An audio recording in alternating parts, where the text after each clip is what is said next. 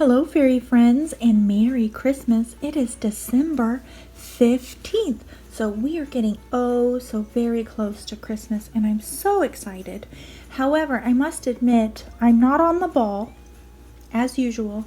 I am behind, as usual, but not as usual, which would be normally the case. I'm not stressed over it, because after the year I have had, I am thankful just to be up and doing at the level that I am. So I am not stressing. Whatever will be, will be. Que sera, sera. I know that's not a Christmas song, but that is going to be my mantra for the next few days because I refuse to put a lot of stress on myself this Christmas.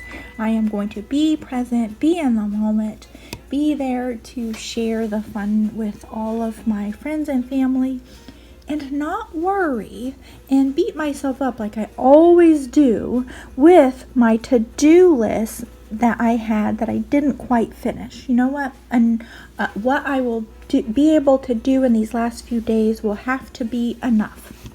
So, as part of my just taking it easy and going with the flow, I am going to tackle this little easy, well, fingers crossed that this will be easy little project. We know as people who create and also restore, sometimes you don't know how difficult a project will be until you get nose to nose with it.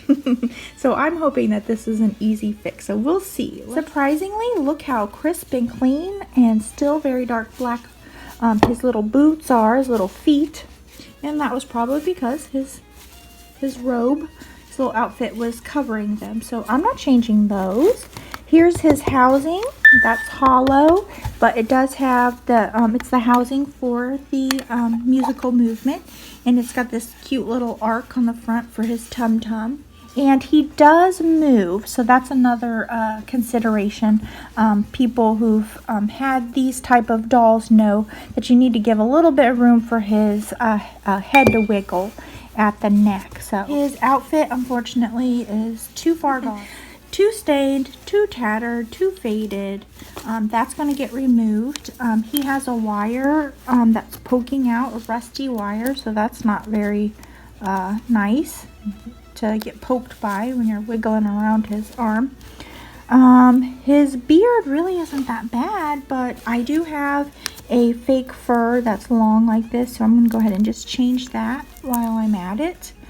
Looks like he has some glue in his ear. He has tufts of hair, and I might actually make his hat go back a little bit more to reveal that, because I think that gives him a lot of character. I'll be giving him a good wiping down and repainting his brows, mustache, and his tufts of hair. This might be how he came, but it really does to me from the side. It looks like he was stored incorrectly with maybe a heavy item on him.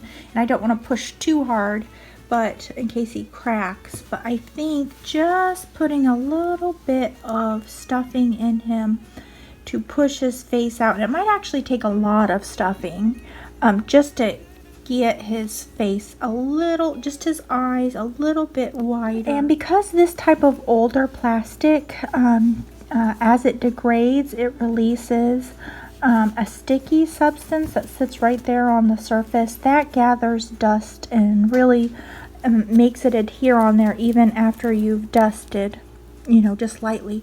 So what I want to do after he's good and cleaned, repainted, is put a water-based brush-on sealer to keep that stickiness from happening. Hopefully, we'll see. I'll have to monitor it. And hopefully, because it'll be water-based, it won't interact with the plastic in a negative way, because we always have to consider when we're making changes, we want to help it rather than hinder it. So that is what I plan to do. Let us get started. I'll do the time lapse so you can watch and not have to hear me talking, and we'll fix this guy up.